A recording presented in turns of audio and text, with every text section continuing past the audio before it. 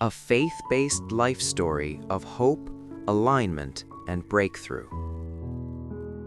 After I got married last year, I conceived almost immediately. It felt effortless. It felt natural. It felt like a confirmation that everything was finally aligning. My heart was full. My home was filled with excitement. Plans were already forming in my mind. I truly believed my journey into motherhood had begun. But then, something happened. I lost the baby. That moment changed everything. It wasn't just the loss itself, it was the silence that followed, the unanswered questions, the quiet moments where I wondered why. The pain wasn't only physical, it was emotional, it was spiritual. It was the kind of pain you carry quietly because words fail to explain it. After that experience, conception became a challenge. Weeks passed, then months. Nothing happened. And slowly, the pressure began to build. Friends reached out with concern. Family members tried to encourage me. Well-wishers shared ideas and suggestions. Everyone meant well. Try this approach. Have you considered that? Someone I know did this and it worked. I listened. I nodded. I tried several of the suggestions, but nothing changed. And that was when I realized something important. Good intentions do not always produce good results.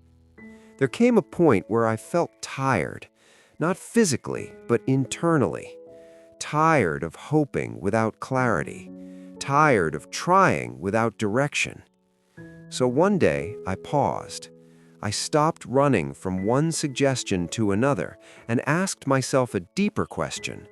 What if the issue is not effort, but understanding? Not long after, during a powerful faith gathering, I heard a message that struck me deeply. It said that children are not something to be chased in fear. They are either a gift or a reward connected to divine alignment and purposeful living. That statement stayed with me. Later, during an all-night service, another message came that shifted my mindset completely. The speaker said, "It is foolish to keep doing the same thing repeatedly and expect a different result." Then another statement followed, "There is no devil anywhere, but there is ignorance everywhere. When responsibility meets understanding, victory is inevitable." Those words didn't accuse me, they awakened me. That night, I went home quietly. I sat down. I reflected. I examined my patterns. Had I been waiting passively instead of engaging actively? Had I been praying emotionally instead of intentionally? Had I been believing without learning? That night marked a turning point. I made a decision. Instead of just wishing for a change, I would settle down with the Word. I began to study faith-based teachings consistently, not occasionally, not emotionally, consistently. I read, I listened, I reflected. As understanding increased, something shifted inside me. Fear reduced. Hope stabilized. Faith became grounded. Then I took another step. I committed myself to service. I engaged actively in soul-winning efforts. I reached out to people. I encouraged others. I served sincerely. Not because I wanted a reward, but because my faith was alive.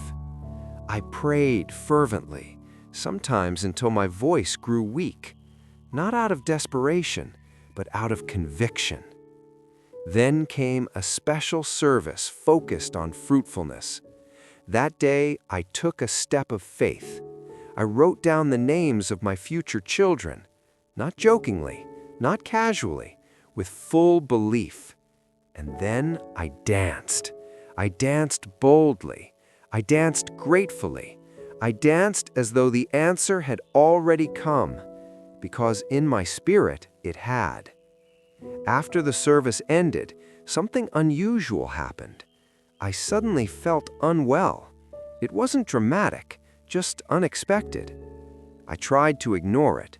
I went home. I took my bath. But something within me whispered, "Go and check."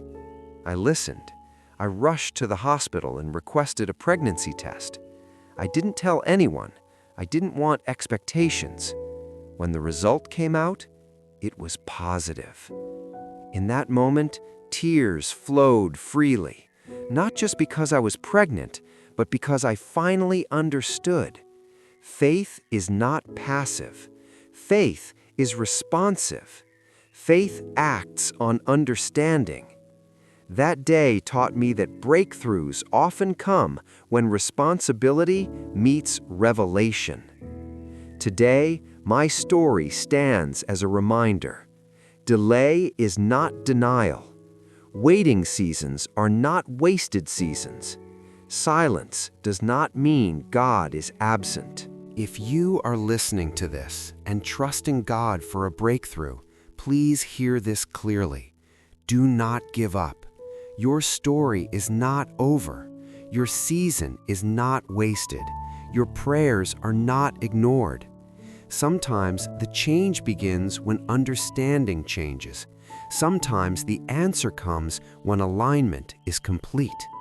Hold on to faith, engage intentionally, and keep believing because God still works. If this story encouraged you, you are not alone. Someone else needs to hear it too. Like this video to help this message reach more hearts. Subscribe if you believe in stories of faith, hope, and real-life testimonies. Comment below, what are you trusting God for right now? Your story may be the next one that inspires someone else. Stay encouraged, stay hopeful, and remember, still, God works.